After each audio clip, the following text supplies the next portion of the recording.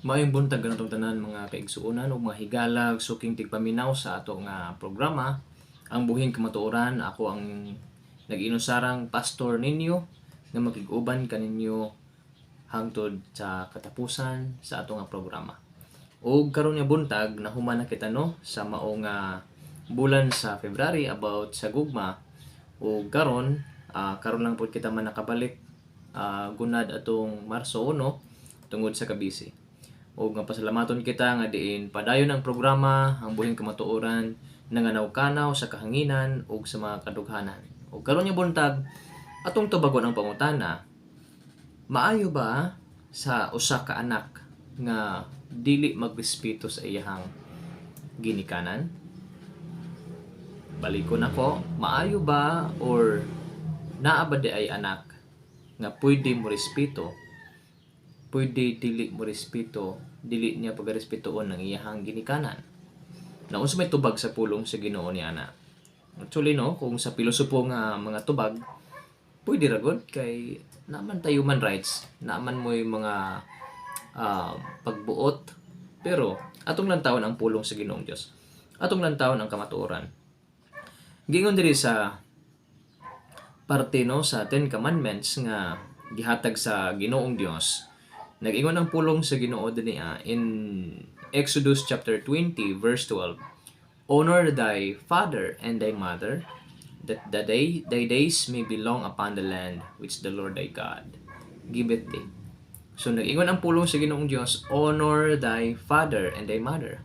So tahuron dayon nimo sila. Anay nga imuhang tamayon, dili nimo respetoon ang imong ginikanan, hiimuhin noong tagaan og taas nga value imong ginikanan. Unsay point ani di ay?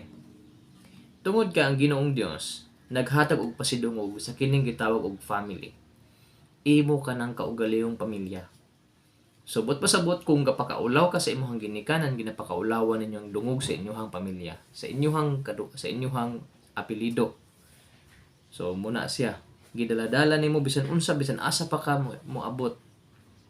Kung dili ka garespeto sa imong ginikanan, then time will come dili pud ka respetoon sa imong anak nga ikaw na pud puhon. So moabot pud na sa imuha. Now, ang pulong sa Ginoong Dios padayon pud gasulti dinhi sa pulong sa Ginoong Dios in the book of Leviticus. In Leviticus chapter 20 verse 9, giyon sa verse 7, busa pagbalaan kamo kay ako mao ang Ginoo nga inyong Dios, matnguni og tumana ang mga tulumanon nga gipatuman ko kaninyo. Ako mao ang Ginoo nga nagbalaan kaninyo.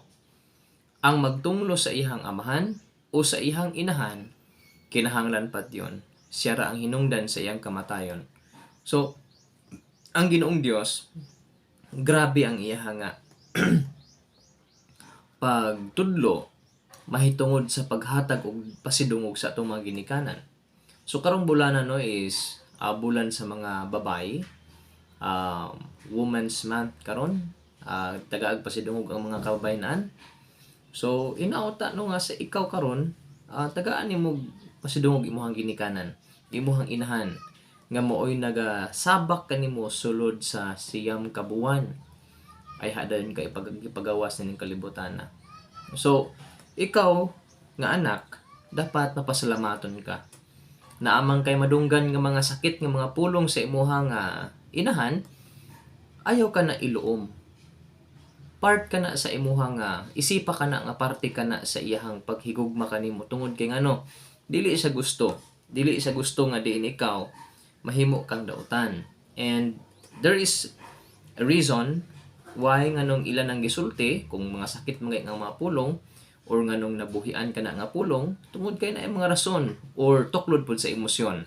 But that's not the point nga dili nakalove sa ila, dili nakalove nila.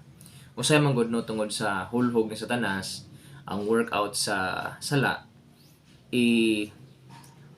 palawman dayon, ibig deal dayon ang mao nga istorya sa ginikanan sa inahan nga dili ka anak nako, may pamulayas na lang kadiri kana nga mga common nga mga istorya So kita pod mga ginikanan no para sa inyo mga inahan, magbantay pod mo sa inyong mga pulong oy. Tan-awon po ninyo, hunahunaon po ninyo maayo ba bisan pag naa mo sa emosyon. Hunahuna gyud ninyo ang mga pulong nga inyohang pagabuhian sa inyohang mga baba. O makaayo ba kini sa inyohang anak sa mga naminaw kaninyo. So giingon dinhi busa pagbalaan kamo kay ako mao ang Ginoo nga inyong Dios. Matnguni og tumana ang mga tulumanon nga gipatuman ko kaninyo. So from the book of Exodus down to Leviticus, daghan ang mga instructions ug mga laws diha gihatag sa Ginoong Dios nga ma-comply na to, mahimo na to tungod kay ang Ginoong Dios balaan. That's the point. Balaan ang Ginoo. Ang langit man gud usa ka balaan nga dapit mo nang gusto ipa-exercise, i-practice nato dinhiya ang pagkabalaan sa kalibutan tungod kay if we are not worthy, gitesta sa Ginoong Dios if we are worthy gyud ba sa mao nga langit. Pagpakita sa mao nga righteousness, progressive sanctification, ingon nga luwas, ingon nga nakabaton na sa mao nga salvation diha ni Jesus Christ. So ipakita nato nga diin tinuod gyud ta nga luwas through sa atong works, and that is part of our works is to obey and respect our parents. Higugmao ninyo sila. Now, unsa instruction diri sa pulong sa Ginoo na pod? Ingon Ginoo sa verse 9, ang magtunglo sa iyahang amahan o sa iyahang inahan kinahanglan patyon. So karon uso ang pagpanungo kanang pamalikas, let's say kanang uban pa nga mga stiglo karon no. Ang tawag nila ana karon kay dili man na pamalikas, ang tawag nila is expression. Expression no, words of expression. So muna nga nahimo na lang siyang common. Pero you know what, kung nagbuhi kag kana nga expression nga to sa imong ginikanan nga yawa ka mama or kolera, so kana nga mga termino dili na angay nga isultig yun.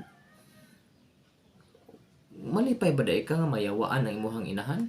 Gabig mayawaan imong inahan, di ka muhilak, dili ka magdagan-dagan. Nya imuha siyang tunglohon og sakit, kolera, just like example kanang word nga kolera. Kanang kolera, dili na maayo paminahon nga naman sakit kana sa mga tanom. Nya pasahan nimo og sakit ang imuhang instead nga blessing, inay nga blessing ang imuha nga ipasa sa iya. God bless you ma. Thank you so much.